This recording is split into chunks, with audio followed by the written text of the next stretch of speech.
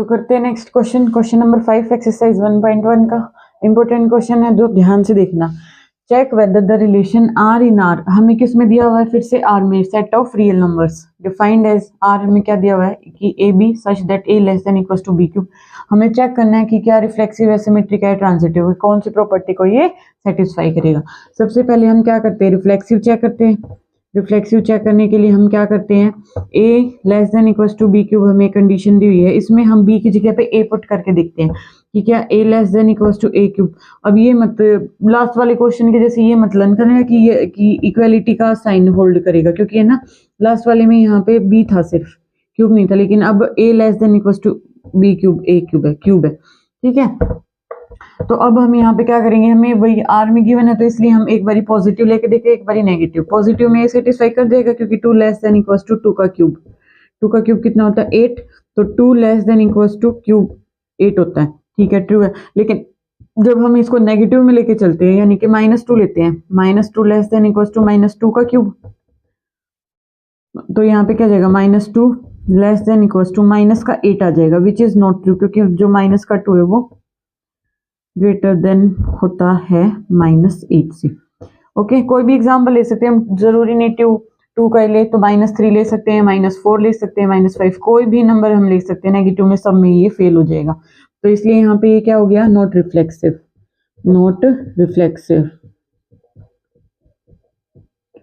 Okay, second one,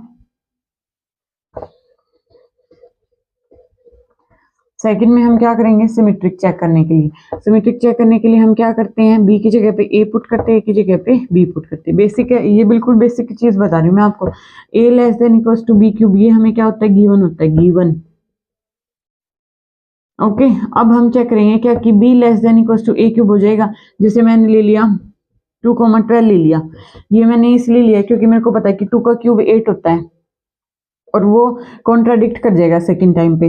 जैसे अब ये इस कंडीशन को सेटिस्फाई कर, ऐसा पेयर लेना है जो इस कंडीशन को क्या करे, सेटिस्फाई करे, गिवन कंडीशन को, और फिर उसके बाद हमें इंटरचेंज करके देखना है कि क्या ये अभी भी इस कंडीशन को सेटिस्फाई करेगा या नहीं करेगा। तो 2 और 12 का लिया मैंने, यहाँ पे 2 देखो, a की वैल्यू कितनी है, यहाँ पे 2 है, b की वैल्यू कितनी है, 12 है, तो a कितना है 2, 2 लेस देन इक्वल्स टू 12 का क्यूब। ओके, तो 2 लेस देन इक्वल्स टू 12 का क्यूब होता है, ये बिल्कुल होता है, ये भी पॉजिटिव, ये भी पॉजिटिव। अब हम जब हम इनको क्या कर देंगे, इंटरचेंज कर देंगे। इंटरचेंज करने का मतलब जब मैं यहाँ पे 12,2 लूंगी तो 12,2 12 का क्यूब, सॉरी 12, तो अब हमारे पास जब मैं इनको इंटरचेंज करूंगी तो ये मेरे पास क्या बन गया, 2,12 का पेयर लिया था, ये हमारे पास ये भी था, अब भी ये, यानी कि 12,2 लेंगे हम। तो अब हमारे पास कंडीशन क्या चेक करेंगे कि क्या a less than equals to B cube है, तो a की वैल्यू कितनी है 12, less than equals to b का क्यूब मतलब 2 का क्यूब, 2 का क्यूब कितना होता है 8, तो 12 लेस देन इक्वल्स टू 8 होता है, नहीं होता, तो इसलिए ये क्या हो गया, नॉट सिमेट्रिक, क्योंकि ये इसने कंडीशन को बी, ए बी ने तो कंडीशन को सेटिस्फाई करे 2,12, लेकिन जब हमने इंटरचेंज किया तो सिमेट्रिकली हम ये करते बी की जगह ए पुट करते, ए की जगह बी पुट करते और देखते कि वो हमारी गिवन कंडीशन को सेटिस्फाई कर रहा है या नहीं कर रहा है। लेकिन इसने सेटिस्फाई नहीं किया तो इसका मतलब ये क्या हो गया, not symmetric. Last one is transitive.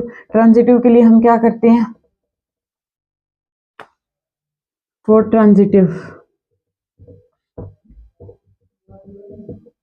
Transitive के लिए हमें क्या होता है कि a, b गिवन होता है जो हमारी रिलेशन में सेटिस्फाई करते हैं, फिर b, c जो हमारी रिलेशन में सेटिस्फाई करते हैं। हमें चेक करना किसके लिए होता है, a, c के लिए। a, c के लिए हमें क्या करना होता है, चेक करना क्या ये भी हमारी गिवन कंडीशन को सेटिस्फाई करेगा या नहीं करेगा। अब हम a को क्या लेंगे, 12 ले लिया, b को हमने क्या किया 3 और c को हम मान लेते हैं 2, ये हमने 3 किया। अब हम क्या करेंगे, पेयर बनाना स्टार्ट करेंगे, ए बी का पेयर। ए बी का मतलब क्या है हमारे पास, बी सी का मतलब है 3,2। अब हमें सबसे पहले क्या चेक करना है कि ये हमारे पास गिवन होता है, यानी कि ये इस कंडीशन को सेटिस्फाई करना चाहिए। हमें एक से ऐसे एग्जांपल कंसीडर करनी है जो हमारे गिवन रिलेशन को क्या करें, सेटिस्फाई करें। ओके, तो अब हमें क्या करना है, 12,3 हमारी कंडीशन क्या है कि a है वो लेस देन होना चाहिए b के क्यूब से, तो यहाँ पे a हमारा क्या है 12, less than equals to B का क्यूब यानी कि 3 का क्यूब। 3 का क्यूब कितना होता है 27। तो 12 लेस देन इक्वल्स टू होता है 27 से, यस होता है। तो इसने सेटिस्फाई किया, हाँ किया। अब b कोमा c चेक करेंगे हम। 3 लेस देन इक्वल्स टू होना चाहिए b क्यूब। b क्यूब यानी कि 2 के क्यूब से। 2 का क्यूब कितना होता है 8। यहाँ पे क्या आता है 2 का क्यूब, b का क्यूब। तो 3 है वो लेस देन इक्वल्स टू किससे है 8 से। तो ये भी कंडीशन को सेटिस्फाई कर रहा है ओके। अब हमें क्या चेक करना है AC का मतलब कितना है 12,2। हमारा A ये वाली वैल्यू होती है और C ये वाली वैल्यू होती है। तो 12,2 का पेयर देखेंगे, अब ये इस कंडीशन को सेटिस्फाई करेगा। तो A यानी कि 12 लेस देन होना चाहिए किससे B क्यूब से। B कितना है 2 का क्यूब यानी कि 8। जो 12 है वो लेस देन इक्वल टू होता है 8 से, नहीं होता। तो इसलिए इसने क्या किया, इसको सेटिस्फाई नहीं किया। तो ये हमारा does not belong to the relation R, इसको सेटिस्फाई नहीं करा, तो इसलिए ये ट्रांजिटिव नहीं बनेगा। तो ये वाला रिलेशन भी क्या, जो a less than equal to B वाला और ये a less than equal to B cube, दोनों ही आपके इंपॉर्टेंट एग्जांपल है। तो ये ना रिफ्लेक्सिव है, ना सिमेट्रिक है, ना ट्रांजिटिव। तो बिल्कुल अच्छे से ध्यान से देखना है। जहां से जो कुछ समझ नहीं आया वो कमेंट कर देना है। अदरवाइज वीडियो को लाइक शेयर एंड सब्सक्राइब करना है। Thank you so much.